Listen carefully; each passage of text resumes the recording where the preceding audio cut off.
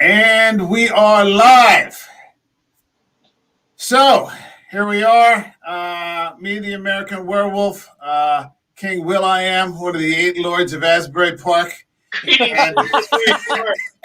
and Robespierre, when the tables turned, has changed his name now to Mime Number 1.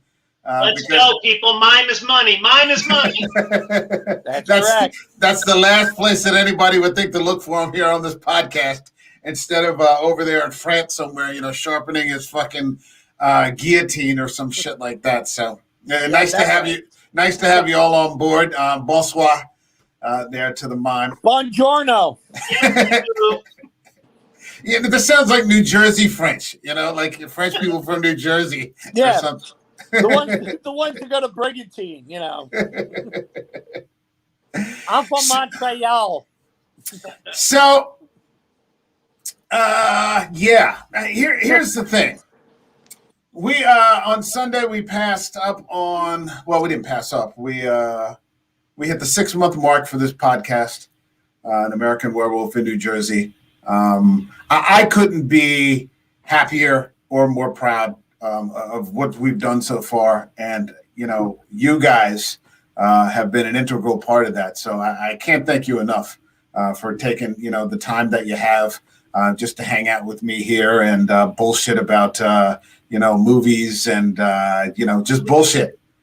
It's all you, man. I'm just happy to be a part of it whenever I can. I appreciate.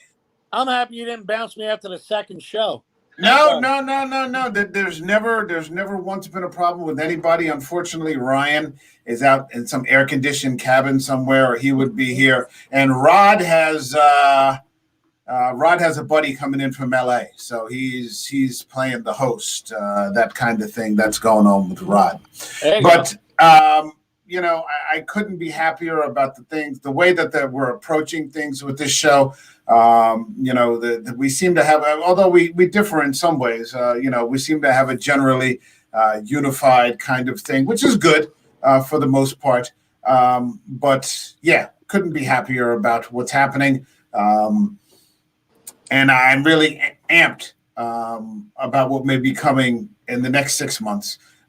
This isn't. I wasn't going to do a show like on the 6-month anniversary, because I'm not that fucking sentimental, and we're from New Jersey, so But it's worth mentioning. It's worth mentioning that once this started, this started with an episode where I was talking about the Mummy, with a device mic, audio only. Just up here talking. And I listened to that first episode recently, and what I said this show would be is what it has turned into. So thanks for being a part of that. I appreciate both of you. Hold on, we got a couple of comments already. Let's see who's here. Eric is in the house. Okay, here we go with Hereditary. Give me a minute, brother. Give me a minute. Congrats on the 6th month. I appreciate that. And I appreciate you too, Eric. You're always here, and you've been a friend of the show from the get-go. And I always enjoy doing our shows together, and we got to get it going again real soon. Now, one of the things I've noticed in the 6 months that I've been doing this is that, and I probably wouldn't have realized it otherwise because I've had to sort of deliberately look at it in a certain way. There are a lot of modern classics out there that no one is talking about. Mm-hmm. Now, I'm not just talking about the general moviegoer or the reviewer. I mean, even the content creators. I'm not nuking anybody or anything like that, but this has just been my observation in 6 months. When Ryan first came on the show, we did a movie, and I'm staying within about the past 2 decades, within about 20 years. We did a fantastic review of a movie called Ravenous with Guy Pearce and Robert Carlyle. It was just fantastic. John, you and we did a really fun one. I think it was the first one you came on for, which was Cabin in the Woods. Mm-hmm. Just really good stuff. That guy, Knight, has come on the show a couple times. We did a fantastic Netflix movie called The Ritual, based on Adam Neville's novel. We did an IFC Midnight show called A Dark Song. My old buddy Doug Lester and I, from back in the 80s. Doug's been on here twice. He's going to be back here next month. we did a fantastic movie called Green Room, which stars Patrick Stewart as a neo-Nazi leader. It's about a band band of kids. The guy who played Chekhov in the Star Trek reboot, who just died. He plays one of the bass players or guitarists in this kids band, and they get a gig, because it's basically like Get in the Van in a horror movie, and they get this gig like at a skinhead bar, and they witness a murder. And the guy who runs the skinheads is fucking Patrick Stewart. And whoever had the idea of casting him as this was just a fucking genius, because it's just such an understated fucking performance. But again, a movie that no one's talking about. I've done Dread, The Devil's Candy again with Doug, Underwater, Bill and I think John, we've all seen that at this point with Kristen Stewart from this past year, Book of Eli. There are so many of these modern classics that are out there that people just, I don't know, for some reason, just they aren't addressing them. You're getting The Hangover still going on from the 80s, where people want to talk about, their favorite Kurt Russell movie. And I'm not knocking those movies. We did the entire Carpenter trilogy, but people are still talking about Halloween. I mean, my understanding is when you go to the cons, even Carpenter doesn't want to talk about Halloween anymore. He usually will just want to talk about basketball or some shit like that. I don't know what it takes, that people over the past 20 years, just aren't paying any attention to these high quality flicks. This is the thing when it comes to content creation, and I find this true in every single band I've ever played in the last 35 years, is that people are obsessed with playing the mainstream hits and not exploring anything else, because they're so worried that the audience will not know, well, this great song from 1982 or this awesome song from 1991. They go directly to classic rock because we all know the Pink Floyd, we all know the Bruce Springsteen, we all know the Grateful Dead, and it can be kind of lazy. You're either dealing with the hot new thing that everyone knows about because it's all in our face on all media, or you're dealing with something that is just 100% sure thing classic. And you're right. All these great movies, they get forgotten because people think, oh, no one's seen that. We can't talk about that. No one will know what we're talking about. So yeah, you can shortchange movies that aren't super old school classics, and you can forget about them because everyone's always looking for the newest, latest. And you can then add to keeping on the music theme. The things that I'm noticing, at least within the past 10 to 12 years, with the invention of YouTube and things like Netflix and what have you, you're finding minor groups, or what started out to be minor groups, like Netflix itself, showing some of these stuff on their channel instead of putting it out there in the public, and people are coming to find it. This movie that we're about to talk about tonight is a really good example. Yeah. Because when it first came out, people were kind of like, they didn't know what to do with it, but it eventually built a fan following. Yeah. Deal. So you're kind of seeing like when you're doing Netflix and things like that, all of a sudden you're going, that's like catching an independent band going, hey, they're good. Yeah. When you see films like that on that type of platform.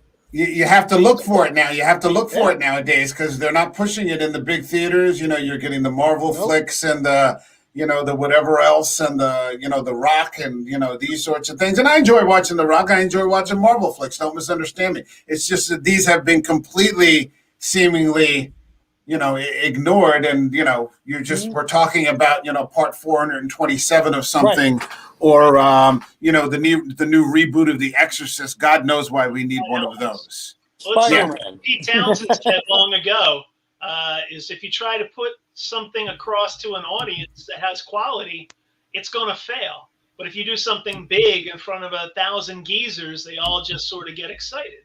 And that's what movies have become. It's the spectacle. And there's nothing wrong with that. I like CGI robots as much as the next guy. I love Pacific Rim.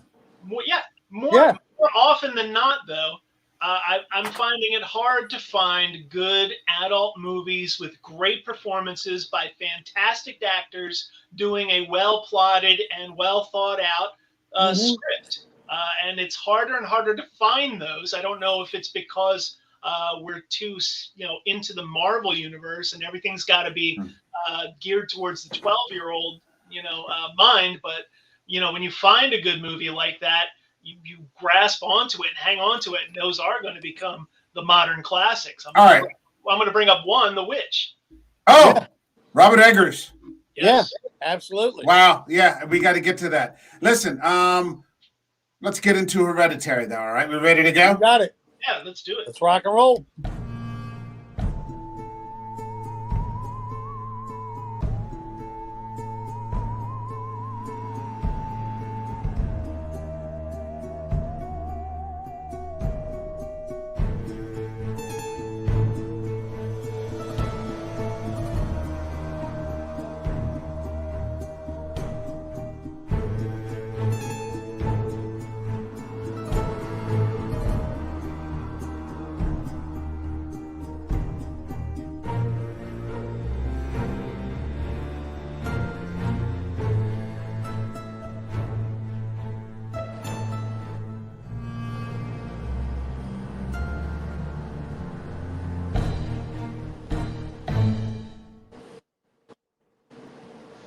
So, keeping true to our word, this isn't Saw or any of that silly shit. This was something I happened to see. I was saying this before we went on air, on a fluke in the middle of the night, and I woke up the next day, and I think I found two people to tell about it because nobody watches anything that isn't like this sort of thing.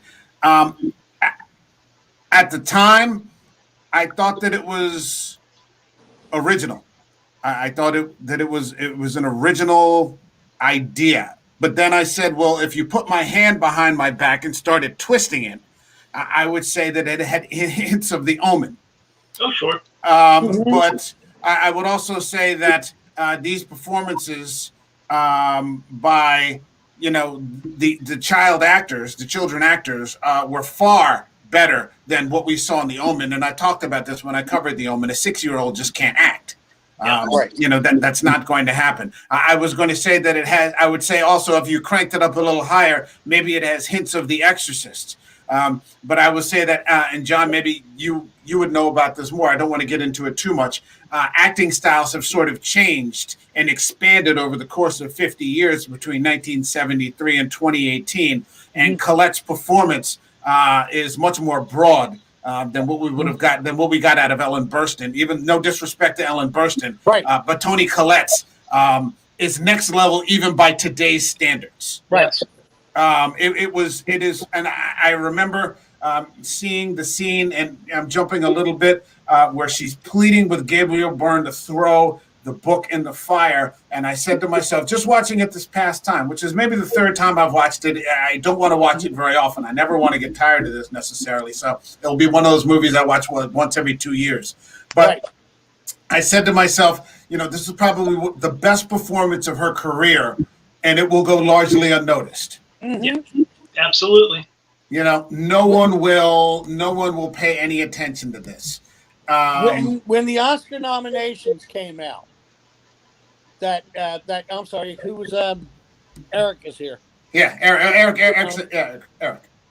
Every time Eric comes in, I try not to talk over his words. No, that's okay. Yeah, I saw it based on we were talking about this. The same experience I had last night. Yeah, it's a one of a kind of fucking movie. Yeah, but her performance was like just off the charts. Off the charts, good. When the Oscars good. Came out that year, and her name wasn't mentioned. There was a huge outcry from film critics saying, "Why did you skip her?"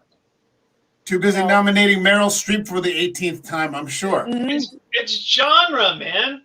They'll always skip great performances in horror and other genre movies to go with the general, broadest audience pleasing presentation. The people you got to clap for, the Meryl Streeps and the whoever else. Kathy Bates won awards for Misery. I think that's probably but I mean, how many Kathy Bates do you get, in that kind of role as opposed to? But that's what I'm saying. If it's one role that demands to be seen, that you can't ignore it, so to speak. This is why there's people I know who turned around and said, "Oh my God, did you see it because of, her?" Yeah. I'll be honest. I think the establishment has gotten much better at ignoring things since the days of Misery. Oh yeah. I mean, now they'll literally sit there and it'll be like right there, on the side, and they'll just look straight ahead and pretend that they don't see it. Yep. The establishment has professionalized the art of just not wanting to see things, and it doesn't exist. They're all on board on the agenda. None of them want to be outside of the agenda. Yeah, it's unified. The establishment has unified around the entirety of the narrative now. And if you're outside the narrative, you don't exist. Exactly. You don't exist. Hold on a second. There are friends of mine who are playwrights who write comedy movies. Yeah, it's horror, plain and simple. They never get touched. They're few and far between, type deal. All right. Misery can also be looked at as a thriller. Yeah, that's true. And that's how I think they viewed it for her nomination back in 90. It wasn't until I think we maybe got to, and maybe the year after that with Anthony Hopkins. Yeah. When he did Silence of the Lambs. And even that could be considered a thriller. A thriller. Yeah. Okay. So this movie, on the other hand, is... just holy shit. But, the structure of I think what makes this movie so good is that the structure of the movie isn't horror. It's based on a reality. Yeah. Right. It's based on the reality of this family that is just taking these sledgehammer blows for years upon years and are still, for the most part, keeping a stiff upper lip.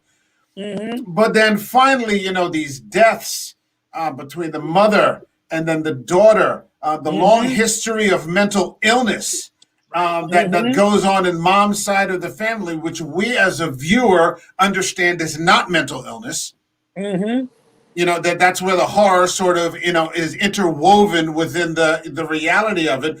But I mean, in the sense that anybody or anybody's family is one or two persons away from some sort of disaster, it makes this family very relatable. Right. Yeah. Exactly. I just went through that, losing my mom and then my dad within 2 years, and the collapse of the family dynamic because of that. I could totally relate to this movie. I was sucked in just completely from the funeral alone. I was like, oh, this is interesting. Oh, there are secrets coming. I know this story. I want to hear more. Yeah. If you're invested in the characters, then a horror movie has a much greater probability of actually being a good movie, as opposed to, the sillier stuff, which we've all watched too. Don't misunderstand me. But you get a character with complex, narratives and, these dynamic things that are constantly shifting, a great script, fantastic direction. This movie's beautifully shot. You've got things that are very relatable. You've got guilt and shame. The fear of abandonment in the children. This mother, she doesn't have a great relationship with her own children. Yeah. You get the impression that she's not a bad person, but she is not on solid ground with her own children. Right. Well, she's an artist, and you have to take it as read that artists have a different perspective and a different way of relating to people, and that's what I took in it. And what I thought was brilliant setting up this movie was the way they did exposition through the art. Right. There was no ham-fisted, let me take you by the hand, let me relate something in a way that no one would ever do it. There was no narration. You saw things such as the mom was telling the daughter, Grandma would never let me feed you. She always wanted to feed you. And I was like, what does that mean? And then the next thing you know, you see the dollhouse and you see the portrayal of Grandma suckling the baby. And you're like, ew, it's gross. But no one had to tell us that. They showed us it through her art. Right. That was a brilliant way to set this whole movie up. It sets it apart from other movies. They gave you a backstory without having to use a narration.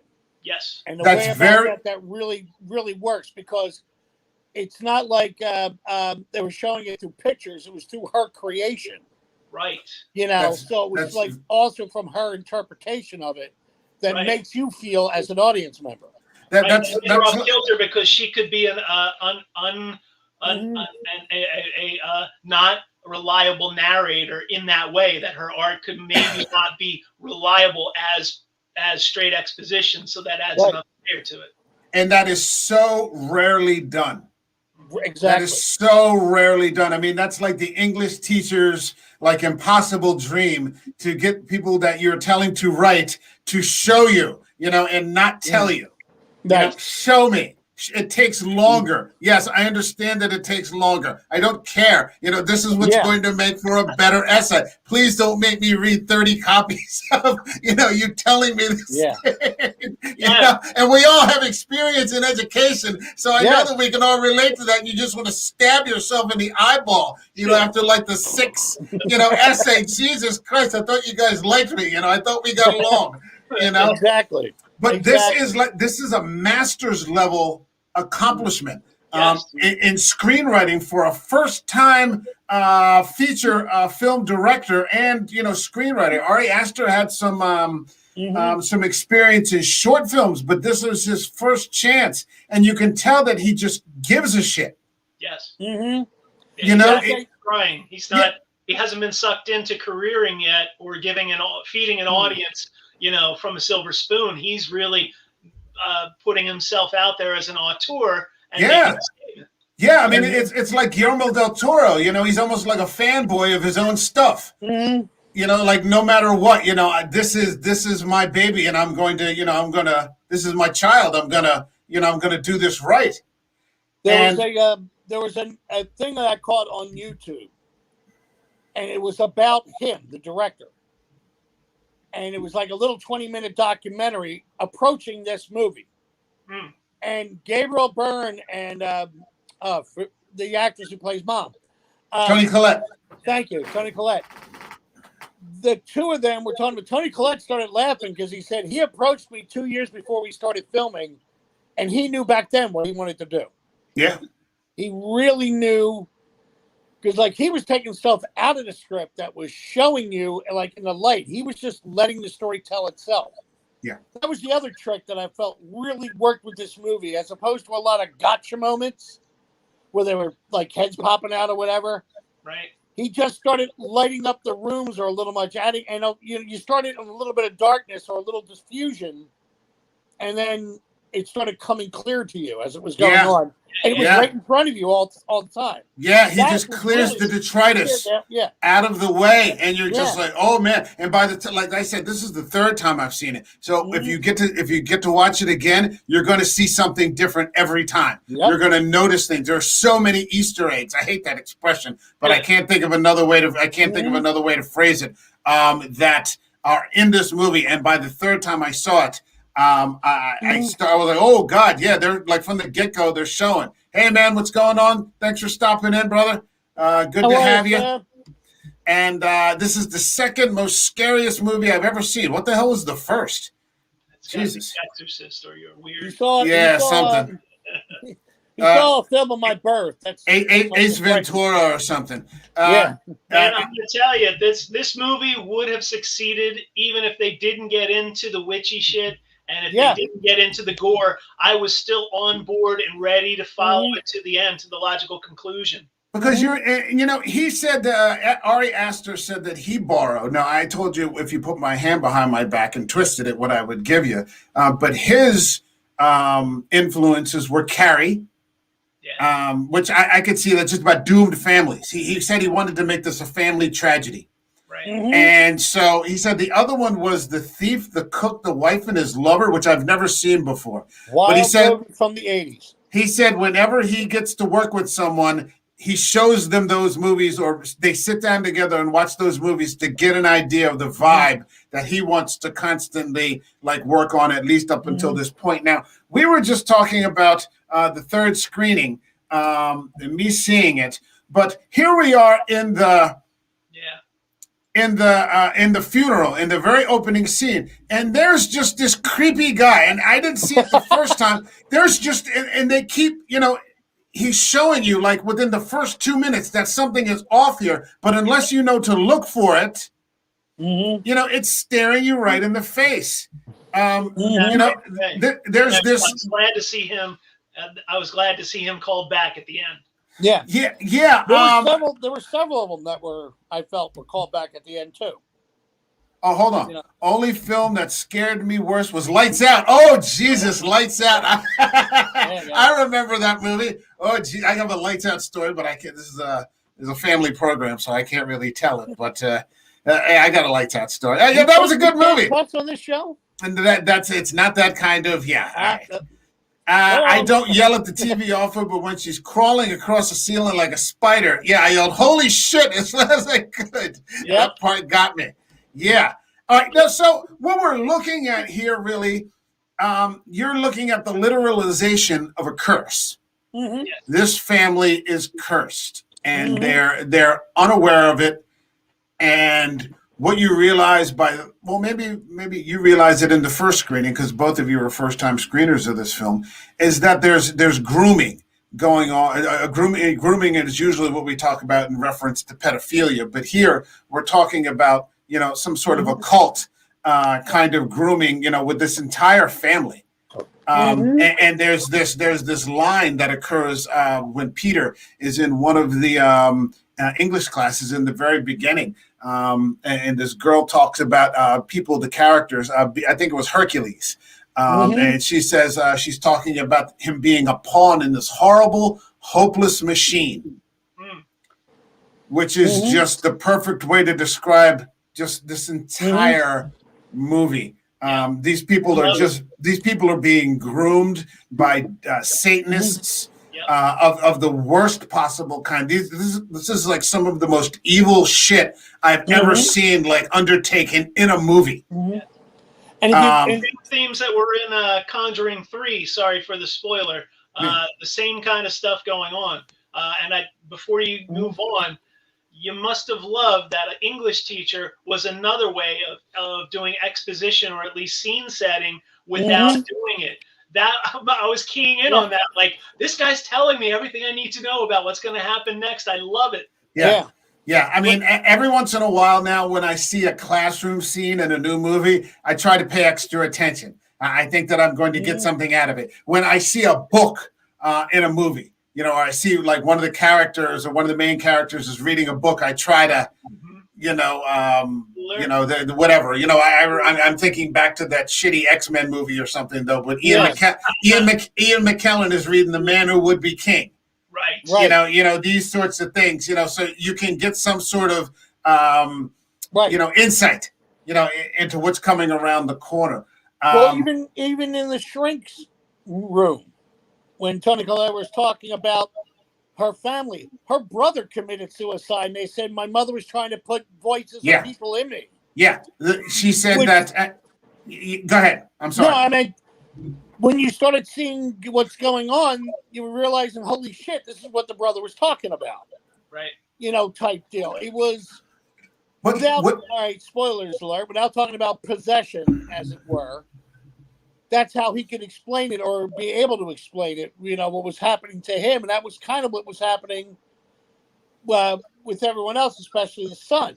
But what grabbed me really was that, I mean, just hearing those things. She said the mother has dissociative disorder. Right. And then she suffered from dementia. Her father died of starvation because he had psychotic depression. And her brother committed suicide because mom was putting people inside of him. Now, if you were just even within that group of people who were grieving, no one knew what to say. And that's what I mean about building an interesting story about characters, on this reality. I mean, the people in the group, the survivors group were just stunned that, you go down this list. And it's just, you're like, oh my God, that's like, how are you standing on your own 2 feet, having to grow up under all this, and that's the investment. It comes from, making the characters, three-dimensional. Right. And then you start to understand the weight that the Gabriel Byrne character is carrying, and it builds and builds and builds until the end. And he's just so amiable and so like, I'm keeping it together. And then at the end, he freaking loses it. Oh my God. Yeah, and Oh my God. This is probably one of Gabriel Byrne's best performances. My favorite performance of him is still as Dean Keaton in The Usual Suspects. Don't misunderstand me. But this is a fantastic performance as the father, the head of this, the patriarch of this family, who really doesn't seem to be in charge of much. You know, he's kind of like, he's just kind of going with the flow with everything as it slowly just spirals out of control. He's the one who's really trying to hold it all together. Not just him, but everybody. Yeah. He's that focal point.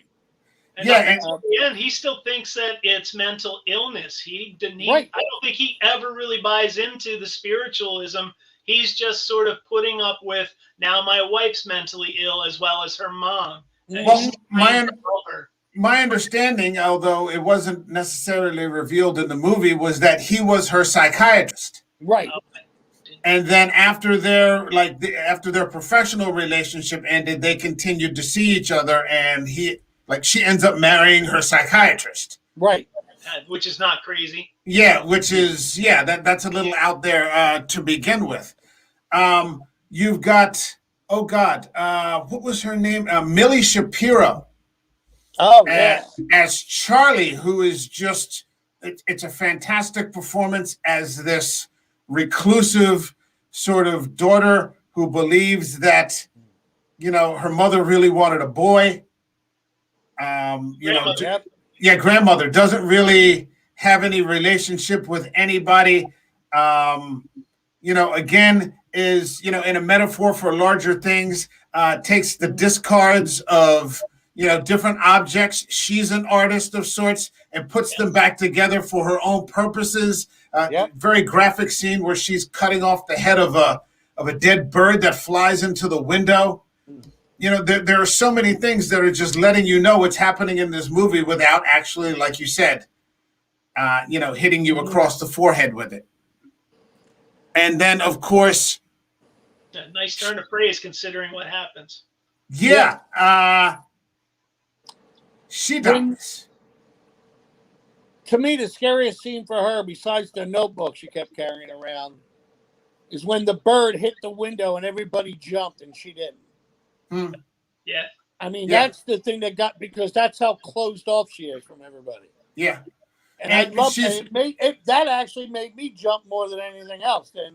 Well, you have to bear in mind that her grandmother has been grooming her probably her whole life, because Toni Collette has kept Peter away from the grandmother, but she was able to reconcile in time for the second child. Right. So she's preparing her for this insane, occult thing. So no wonder she's a little off kilter. Mm-hmm. Because they're grooming her for this horrific thing to happen. It's unbelievable. One of the great things about this too is the absolute lack of CGI. Right. All of these things are practical effects. I mean, when you see that head laying in the middle of the road. Oh God, yeah. With all the flies, the ants, and everything like that. I mean, I can't remember how many puppets they said they made. Mm-hmm. Just complete reliance on real effects and things that look real, that look like the real thing. We had this discussion when we talked Dusk Till Dawn about how much more effective the practical effects are, even though they are not cost effective. So, I mean, what really causes things to go into free fall is the death of Charlie. Yes. And that spirals everything out of control because she dies. The mother is destroyed. Toni Collette is just absolutely destroyed. The son, Peter, will probably never fully recover from the guilt of the circumstances of how she died. Dude, that scene where he pulls into their driveway and he's debating whether he wants to look into the mirror and he almost tries to ask if she's okay. Holy cow, what a performance. I don't know what that kid's name is. but Yeah. he is 10 times the actor anyone probably thought he was. Because that right there, that one scene blew me away. Yeah. Yeah. Yeah. Just fantastic stuff. And not so much, I mean, Ari Aster said originally, I think the plan was to show the decapitation. Which it's implied here. And of course, there's the symbol for payment on the telephone pole. Right. There's the symbol for payment on the telephone pole. Exactly. And you know, he was like, well, wait, maybe we can't do this. It's a freaking kid for God's sake. But then they have the aftermath where he leaves the body in the car and goes to bed. Yes. And then he's laying there awake, and you hear from outside the monster. Just waiting. So good. Just such brilliant filmmaking. And the fact that you don't see it until later just makes it more effective. It engages your imagination the same way those Hammer horror movies, where you see a little bit of blood and some gore off screen, and fills in the rest. Yeah. It's just, it's an amazing thing, because that could have been done so much worse. Because especially when you stop to consider, I mean, he's really not showing you very much. But he doesn't have to. No, he doesn't. It's just all implied. You don't see what Toni Collette sees. Right. You know, you don't see the decapitation. You know, there's not, blood, everywhere flying, like you would see in, the average movie that you would get of, this sort of genre. It's so understated. It was revealed. Yeah. I mean, that's the way it was. Like when he was in the car and he wanted to ask her if she was all right, we as the audience knew she wasn't. So when he was going through that, it was just building up our anxiety, our own fear. Well, like Bill said, when when he's in bed and you're just waiting for it. Yeah. You're just waiting for Toni Collette to realize what's happened in that. And it is every bit as awful as you could imagine. It is probably a lot worse than if they had actually shown it. Because the guilt, the depression, every emotion all at once, man. I mean, you're seeing it through the lens of her pain. And the way Gabriel Byrne, like, he doesn't know what to do. Like all he can do is like pat her on the back and like lay on the floor with her. Like, it's a metaphor for him throughout the entire movie. He's just helpless. Yeah. He's just unable to, he doesn't, like, he's completely out of his depth with all of this. And what you start to realize as we go on throughout this movie, especially when we get to the story, well, we start to get introduced to the Joan character. Who is played by Ann Dowd.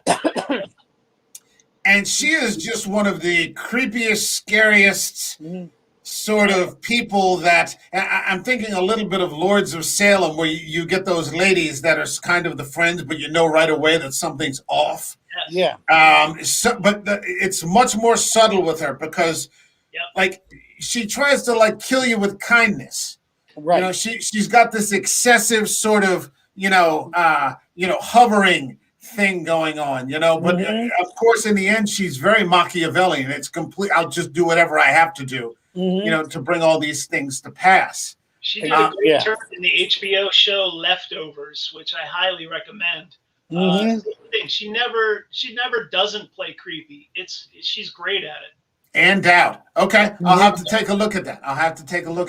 But what I started to realize, and what freaked me out most of all, is how often once you keep hearing about this, this history and the family, and then you hear about the story with the paint thinner, where she like literally was going to light her children on fire and herself.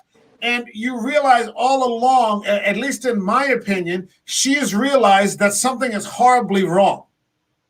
I think her instincts as a mother have told her that something is horribly wrong, like some part of her subconscious. And this does remind me of The Omen, in that remake, where everything on the surface seems to be fine, but both of the parents are having these horrible nightmares about their child, because on some level of their subconscious, so they realize something is terribly wrong here. And I think she's actually trying to kill them to prevent this other thing from happening that she can't quite put her finger on. Right. And it's just so good. Yes. It's just like she has that dream where Peter's covered in all the ants, and then she wakes up, and then it's a dream within a dream, and then she tells him, "I never wanted to have you, or I was scared to have you, or I was scared, I didn't want to be your mother." And then suddenly they're covered in paint thinner and these transitions that are just one on top of the other, and you're like, "What the hell is happening here?" And it's just then the fire starts going up, and you're like, "Holy shit!" The confrontation scene at the dinner table was so brilliant because we weren't saying, and we've all been in that position where no one will jump the gun and say what they need to say. And then eventually they do, and it was just so well played by all of them. Yeah, yeah, and there's Gabriel Byrne again, just sitting there, unable to get a grab on anything. I felt bad for him. I felt bad for his character. But that's such an understated performance because he's still indicating that all these things are going on. He's just not, reacting.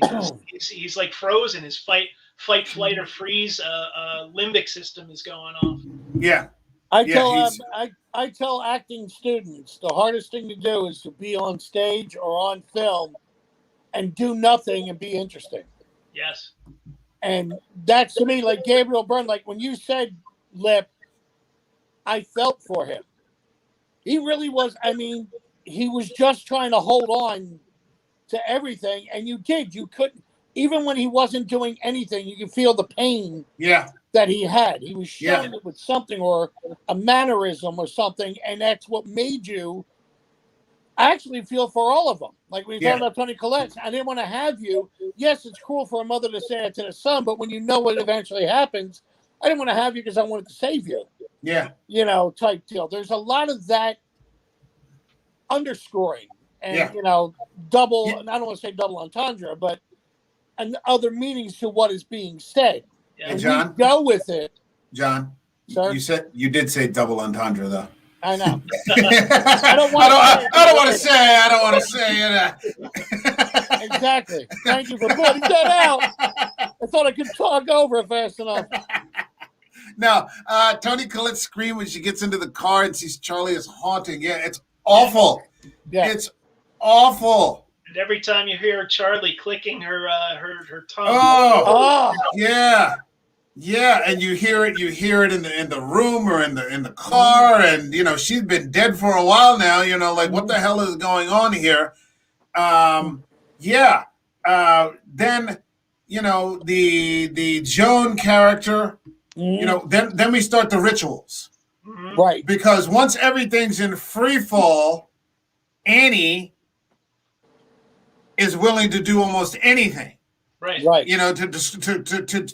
grab onto something firm. And I mean, it's even to the point where, they start these rituals and conjuring up her dead daughter. Yeah, and it's all a long con, which makes it even more cruel. Yeah. That's an excellent way to put it. This is the long con, man. Holy shit. I remember when we did that show, A Dark Song, which is about a mother who's trying a very dangerous and month-long ritual, cult ritual. She barricades herself essentially into a house. There's only 2 people in the whole movie, and they essentially barricade themselves inside a house for months to perform this dangerous occult ritual. And there's about a 10-minute segment in the beginning where there are some other people in it, and one of them is this woman's sister. And she's doing it because she's just lost her son. And the girl, she confronts her sister angrily. And she's like, well, if your son had died, what would you do? And she just looks her in the face and she's like, I wouldn't do this. I wouldn't do this. Not this. Right. But Tony, all that reason is gone. Yeah. Everybody's just functioning. Go ahead. I'm sorry. I'm just saying when it comes to Hereditary, no one is reasoning correctly, and there isn't that restraint, No, and that was one of the things that stunned me. Like, these people should have been in serious family therapy. Yeah. You know, the fact that they're so isolated. Yes. You know, it's like, what happens in this house is going to stay in this house. You know, I've just lost my mother. My son, you know, sort of kind of killed, you know, my daughter, you know, but we're not going to talk about it, even though my husband's a psychiatrist. You know, we're just going to keep it all bottled up, and, you know, they just keep making all these mistakes that just feed right into the evil. And so when evil finally comes around, they're just defenseless and have, and you in know, the midst of all that, the art agent keeps calling. Like, Yeah. Worse. You're like, fuck you. But it goes with their pain too. Their pain is what also. I mean, if you ever suffered from, like, without the stuff that they went through, like depression or guilt or things like that, you isolate yourself normally because the outside world is too much. And that's what made it worse, was that when they isolated themselves, evil came knocking on the door. And it just made, they were completely vulnerable and exposed. They had no tools to do. Yeah, they had no tools to function or to fight it off. They had been groomed for a long time, but some very bad people. And that was another thing that was interesting to me about this movie. I'm sorry, John, I don't want to cut you off. I want to get this point in real quick. There's no church element here. Right. Usually when you get this sort of thing going, there's some sort of counterbalancing, but these people are just doomed from the start. Well, they're modern progressives. They have no grounding in any kind of religion, whether it's Buddhism or Christianity or Judaism. They're just out there in the world, and the world is smacking them upside the head because there's bad things in the world. And it's kind of like the opposite of that Coen brothers, Serious Man, where you know, all the characters are trying to find answers through their religion. This one, there is none of that. There is no support system at all. No, they're just lost. And all three of them symbolize a lifestyle that would normally not go with a religion. You have the psychiatrist, which is science, study of the mind, study of the intellect, foregoing any religion. The artist, per se, who then also does it, and the teenager who thinks they know all the answers anyway. Right. Absolutely. I mean, that adds to that element as well, is one of the reasons why when they have nothing to fall back on. That's why, going all the way back to the funeral of the mother, when she's doing the eulogy, all she could tell was the truth. There was no warm stories. There was no thing that you bring up when you usually do a eulogy. Yeah. You know, type deal, because she had no basis to fall back on or use. And neither did any of them. And there's no doctor with a bag full of sharpened sticks to show up. Yeah. Where's Peter Cushing when you need him, man? Exactly. Holy shit, if we ever needed Peter Cushing. Who are you, Bill, who are you talking about? Jason Statham? Bring him in or some. Bring in somebody with some. I mean, you were mentioning Blip, reflecting to the Omen, or referring to the Omen. To me, this also had a lot of elements of Rosemary's Baby. Oh, yeah, there you go. Yes. Yeah, it did. Absolutely. Yeah, it did. And it's because the mother knew something was wrong. No, everything's fine. And at the end, you were like, boom. Yeah. That's accurate as fuck, because I still remember the first time I saw Rosemary's Baby, and I got the same impression that the vibe was coming through the television screen. Like the vibe of doom. You're like, what the hell is this that I'm watching? Holy shit. You know, Mr. Lifford, could you please watch the F-bomb? This is a family show. I apologize. Functional family show. Functional family show. It's a New Jersey family, all right, buddy? Hell, there you go. You're fucking lovely. I love you, kids. You motherfuckers. Jesus Christ. Could you imagine if this movie was in Jersey? That would, okay. Yeah. I don't even want to think about that. That would be too awful. But where was this movie set? Because we couldn't nail it down. I was thinking Colorado for a minute. We were thinking Idaho for a minute. I thought it was the Midwest. There's a documentary. I have it on Blu-ray. There's a documentary on the Blu-ray. I forget where it was though. It's somewhere. I kind of like that. You don't know, because it could be anywhere. Yeah, it could You be know. New Mexico. It could, because there's like, it seemed like there might be desert, but then there's Yeah. mountains, and they're in Yeah. a pine forest. And is it Oregon? It's sort of like you're dislocated, even trying to figure out where they are. It's the problems of the Everman overlapped with these Yeah. this super evil kind of, like I said, grooming, like you said, a long con groom. There's a cult kind of Exactly. groom going on. I mean, even I knew that things were really in free fall when I saw her painting what was a Liftoach pandemonium on inside that miniature. Yes. Which I actually Googled that, and it actually means open hell. Yes. Mm-hmm. Like when she actually started to take that was on the wall and transcribe that into the because she's a miniaturist, into that, I'm like, oh boy. Yep. Because Joan has now convinced her to start conducting rituals, to start conjuring things with her own family in the middle of the night. It's just it's just doom. And what really one of the other things that was fantastic here was the score. Yes, absolutely. Oh man, it was just doom, doom, doom. Holy shit! They just weren't fucking around with this. Background music ever. It just knew how to get you. Yeah. Oh man. And I gotta say, before we go, the thing that I keyed in on, and I don't know if it's really intentional, but the Toni Collette character doing these miniatures seemed like her control mechanism. Like if she could make all these problems smaller in her little room, then she had control over them. And then when she smashes everything, and Gabriel Byrne comes and sees that everything's smashed, that's when everything goes to shit right away. Right.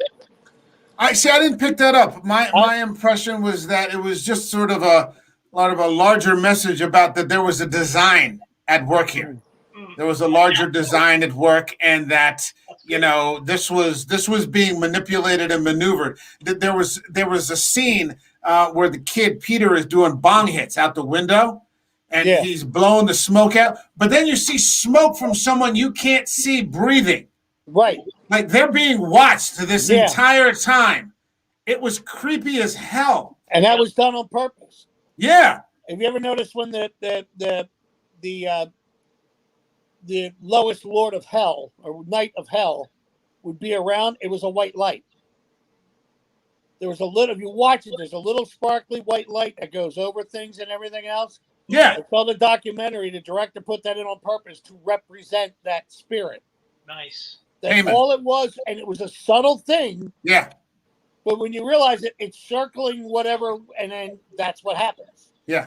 M. Night Shyamalan, he did that with another Toni Collette movie, Sixth Sense. Exactly. That's where I noticed her to begin with, being bringing super performance into genre picks, but he used colors in the same way. Symbolizing certain things. And if you go back and watch it again, you'll see these different colors signaling different emotional states. Mm-hmm. I haven't seen that in a while. I got to catch up. Okay. I just want to, before we go, I want to touch on the final act, which is maybe one of the best final acts I've ever seen. Sure. Where he wakes up and he's sleep. And the first time I saw this, and like Eric, I just was, I don't know if I yelled holy shit. I knew it was probably 2:00 in the morning, so I probably didn't do that. But I was fucking yelling it like inside. And just to see her hanging on the fucking wall, and you're like, the whole thing just flips, man. You just like, bottlenecking you through, so the pressure, it's like coming through a pressure washer or something like that. The force that, is coming through this final act. And you're like, what the hell is happening? Because Gabriel Byrne has just died. And then she's become, taken over. And then she starts chasing him. And then what really got me was not her hanging from the ceiling, banging. It was that he, Peter, had been reduced from calling her mom to mommy. Yeah. Right. She's scared. He was so scared. He was calling her mommy at that point. Right. And I was like, wow, he has just been like stripped down to like the barest, Yep. child, every defense has just been removed, and he's just, he's right. It's like, right before the tiger takes that first bite. That's right. He just holds that thing down, whatever it is that he's gotten, and that's it. That's it. And he becomes Payman. Yeah. Which didn't work out for Charlie. Charlie, I guess, and they said in the book that, Payman prefers a male.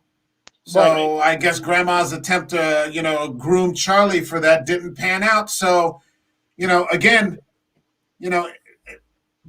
the look on his face, how shocked, and I guess, Was Grandma grooming Charlie to be Payman, or was he grooming Charlie to be sacrificed? No, she was grooming Charlie to be Payman because she couldn't get a hold of Peter. Okay. Because Mom wouldn't let Grandmom around, but then they reconciled when Charlie was born. So she got, remember she said she says it in the beginning, she got her hooks right into, at that grief meeting, she got her hooks right into Charlie. Right. And then, you see Joan right before the shit really hits the fan, yelling outside Peter's school, get out, I expel you. Mm-hmm. And you're just like, holy shit. I mean, this is next level filmmaking, man. And I'm sorry to say his second movie didn't hold up quite so well. Midsummer. Yeah. I didn't really, it's one of the, I think it's on Amazon now. You can watch it. It's a rough movie. It's Ari Aster. But it didn't quite hold up, but it was still pretty fucking good. But, I'll close it out the way that I started it. There are 20 years worth of new classics out there, and I would put this at the top of the fucking list. Top of the list. And that people are still talking about Salem's Lot. Yeah. It's a little disappointing. Like I said, I've heard this before. Like if you go to the cons and you see John Carpenter and you start talking about Halloween, I heard you could actually see him roll his eyes, because it's been 40 years. Yep. This sort of thing. That's the thing I wanted to bring up about the top 10 lists that are coming. I'm more than willing to add an addendum and put a top 5 modern classics, because I realize my list is all full of classic rock. That's just because of my nostalgia. Well, it's a free country. You can alter the list, or if you want to put on an honorable mention, 3 or 5, because by the time that there'll be 40 of us. There'll be 40 movies to cover. Yeah. So, you may want it may be easier in terms of time consumption to just. It's up to you. However you want to do it. However the group wants to do it. I'm down. I'm just saying this discussion's making me change my whole top 10 list now. Yeah, man. Well, there's just a lot of good shit out there. And we got some other good ones coming up. We're going to do, I can't think of them off the top of my head, but Doug's coming on. We're going to do it. There's another one that we're going to do soon called Hunter x Hunter with Nick Stahl. It's from last year. There's a lot of good. I Trapped the Devil. Burbian Soundwall or something like that on Netflix. There's a lot of good shit out there, and just it's gone. It's gone by the wayside. There's a lot of competitiveness with smaller studios. A24. We were talking about that before. Yeah. But they're going out of their way to corner this market because they realize that there's a market out there for it. And people will want to, we're sitting here talking about a movie for almost an hour now. Yeah. And there's other people that do that too, around kitchen tables or in chat rooms or things like that. So it's there. It's just getting overwhelmed. Yeah, you won't go broke. There's another Halloween movie coming out this October with Jamie Lee Curtis and gray hair. Yeah, I know. But that's the point. That's what you're up against, because they're still selling shirts of, Mike Myers' face. And this is the same mope who's doing this Halloween that's now going to bring us an Exorcist trilogy. Right. The same guy. He's mucking up one. Now he's going to muck up another franchise. Exactly. I'm waiting on the Munsters reboot from Zombie, so we'll see how that pans out. That should be worthwhile. That should be worthwhile. But A24 is doing some real shit. If you want to see the real shit, I mean, as far as I'm concerned, where I'm catching it here, I'm catching it on Hulu. Yeah. You're going to get some good shit on HBO, but it's more mainstream. The Netflix horror kind of sucks. There are a couple of good ones here and there, but they're few and far between. But the real indie horror that's out there, that's worthwhile. Yeah, it's on Hulu. It's on Hulu right now. It's some on Shudder. Shudder, I'm not crazy about. That's a little. I've seen. To me, it's hit and miss, but when it hits pretty well. Yeah, it does. Yeah. I can't lie. Well, I don't know. It's been an hour for you guys. I know it's past all your bedtimes. So let's bring this to a conclusion. Many thanks to Will I Am, Lord of the one of the 8 Lords of Asbury Park, and Robespierre, now hiding in an undisclosed location, going by the name Mime Number 1. Paris, Texas. You find me there. I just want to say this will be the only show for the week because I'm working on some remodeling and some refurbishing and, for the show and things like that. We'll be back next week with the top 10 list and one other that I can't think of off the top of my head. But thanks to you both. Stick around for a second and after the outro and have a good night, everybody. Yep.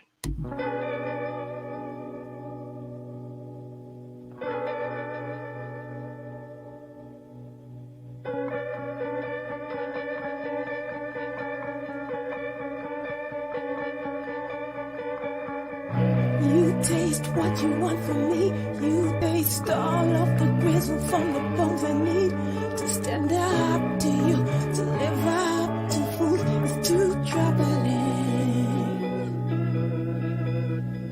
Can't take what you like from me. Can't take all of the vision that your money thieves.